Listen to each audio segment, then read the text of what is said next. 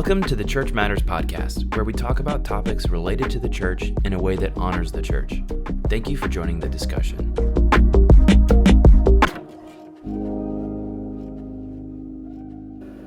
Today on the show, I want to jump in and tell you 3 lessons that I'm learning in the midst of the COVID-19 pandemic. Now, there are a lot of lessons that I'm really learning, but I wanted to condense them and abbreviate them so that you would have the opportunity to listen in and reflect on them as well. So 3 lessons that I'm learning right now. The first has to do with spiritual openness.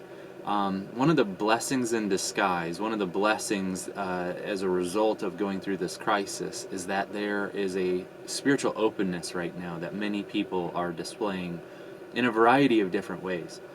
But I think because of the disruption that none of us really have a normal week right now, whether we're sheltered at home and we're doing the e-learning thing and figuring out new rhythms and new routines at home, or whether you're an essential worker and you're having to kind of travel out into the unknown and face the challenges of being exposed to the virus and doing your work with limited resources and limited capabilities. I think the disruption then is causing everybody to really consider the big issues in life.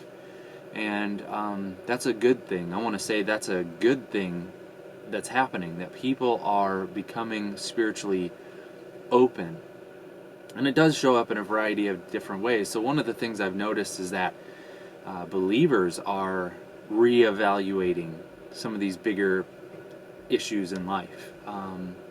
There's this kind of, what I perceive is happening right now is there are people who, prior to the last few weeks, were only marginally committed to Christ. But given the circumstances, I think everyone is kind of reflecting on what are the significant priorities in life. And that means that people who are maybe only nominally or marginally committed to Christ now are kind of moving toward a greater commitment to Him, a willingness to allow for their faith in Him to really shape and inform everything about their lives, and that's a good thing. So I think Christians are being fortified in their convictions, they're growing in their commitment to Christ, and I consider that to be a good thing. I've also noticed that unbelievers are open in this moment. They're open to having spiritual conversations. We're finding people tuning into our live stream church services and prayer events and Bible studies, and we're finding people on there who, prior to COVID-19, it would be very unlikely that they would wander into our church. And, I know this is anecdotal, but it just seems to me that right now in this moment, there's a spiritual openness, that many people are willing to consider Christianity, and maybe prior to this moment they would have kind of been dismissive of it, but now at least they are willing to listen in. Does Christianity have anything helpful to say? And that's a good thing. That spiritual openness is a good thing, and we've seen people who weren't Christians prior to this tuning into our church services, hearing the gospel message, and even people making decisions to surrender their lives to Christ. And so that really is a beautiful thing. And hopefully, as we reflect on the challenges of the crisis, hopefully we can grab onto this grace of God in the midst of it, that there is a spiritual openness in the hearts of many people, and therefore people are moving toward God in this season. So I hope you'll join me in praying along those lines. I hope that we will pray that this could be a season of revival, that God could leverage the experience that we're going through in a way that would result in people committing their lives to Christ and living for Him and His glory. A second lesson that I'm learning in the midst of the COVID-19 pandemic has to do with the essentials of the church. And I know I'm not the only one having these conversations, but it feels to me that right now, given the circumstances, churches are really having to evaluate how they've done ministry to this point and how they intend to do ministry looking ahead. And this probably isn't just going to be a quick reset back to normal kind of thing. In many cases, I believe that church leaders and the ministry leader teams are really having to think through what are the priorities, and what are the priorities right now in this moment that we can offer to people. And then I think that's going to have a carryover well beyond the shelter-in-place executive orders. So I think that churches are having to grapple with and wrestle with what are the things that truly matter to us. And the longer that this goes on, I think that those essentials are going to kind of rise to the surface, that there's going to be greater clarity about what they are, and those things are going to galvanize as the things that we have to do, the essential things, the priorities that we as a church will never turn away from. I'm so grateful that at our church, in our experience, some of those were already very much in place. Two that feel like they for sure are very helpful to people right now, and seem to be the thing that I imagine will endure well beyond a crisis. And I take these from Scripture, but it's the priority of the ministry of prayer and the ministry of the Word.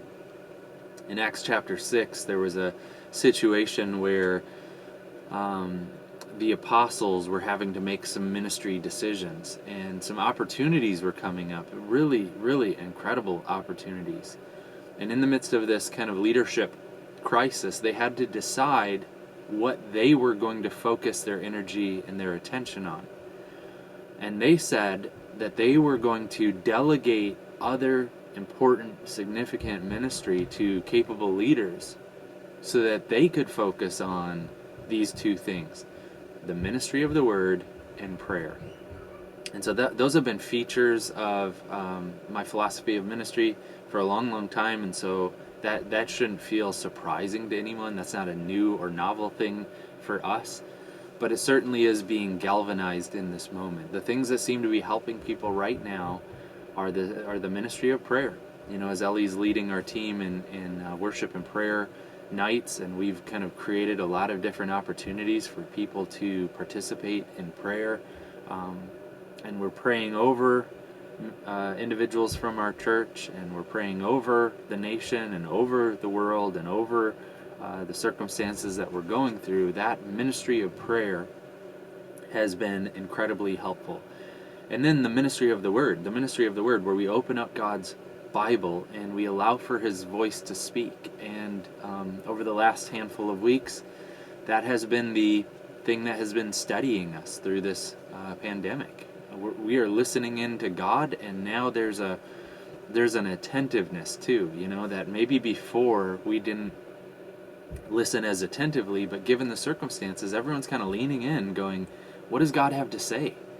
And that ministry of the Word, I think, is a really helpful thing. So those two for sure are coming to the surface as issues of priority. Those are essentials. Those are non-negotiables that we've put in place. They've been proven to be effective in this moment, and they will carry on for forever. They won't become irrelevant.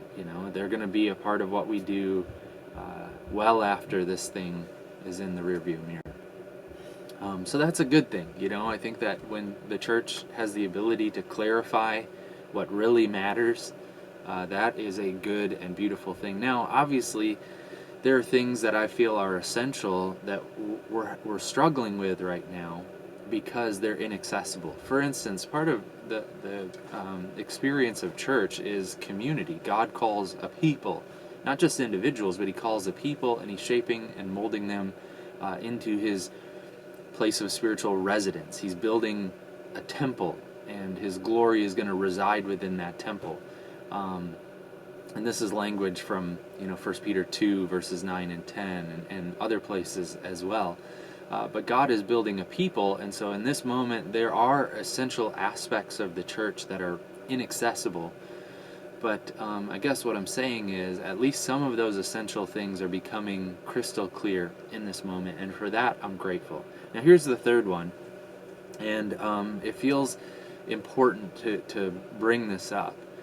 The first two were kind of positives, but this one has the potential to be a negative. The third lesson that I'm learning is that in the midst of this crisis, we have an opportunity to either pursue life in the Spirit or life in the flesh. What I'm noticing as this drags on, I'm noticing that one of the places of weakness, one of the places of threat, is that Christians are growing weary. And instead of displaying the fruit of the Spirit, instead of praying that God would fill them with more of Himself and that they would display aspects of His character, we're actually kind of devolving into these fleshly,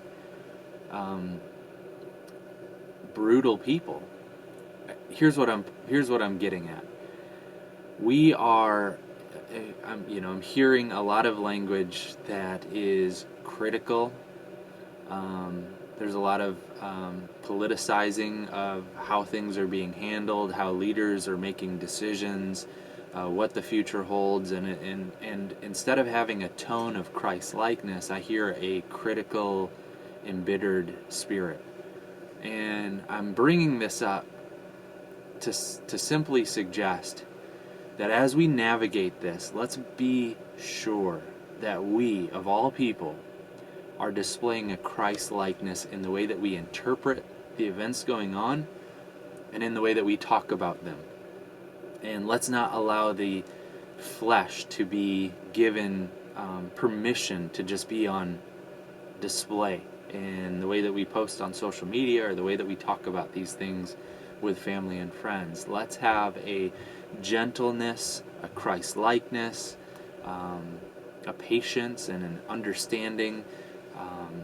Let's have a prayerful spirit about the way that we think about government leaders and officials and people from the health industry that are having to make suggestions to leaders. Let's have an understanding spirit about us. Let's behave Christianly in the way that we process and evaluate the events of our day. This third lesson really has to do with how we respond in this moment and the effect that will have on other people and on the interpretation of this experience. I hope that we can offer a Christian interpretation of these events. We're praying for our leaders. We're gentle. We're compassionate. We're understanding. We're caring. And therefore people are being drawn to our Savior because of the beauty of the Christ-likeness on display in us. So 3 lessons. Spiritual openness is something that I'm excited about right now, that I'm noticing is a significant reality. The essentials of the church are kind of coming to the surface. And finally, we have an opportunity to display Christ-likeness in the midst of a very hard circumstance, and I hope that we are willing to rise to that occasion. So thanks for tuning in today. Come back again soon. I'm going to continue to release fresh content, so I hope to see you soon. Take care. Thank you for listening in. Please like and subscribe to this podcast in order to receive notifications for upcoming episodes. If you've benefited from listening, we'd appreciate you taking a moment to rate and review the podcast. We'd also love it if you shared this with a friend. Until next time, may the manifold wisdom of God be made known through the church.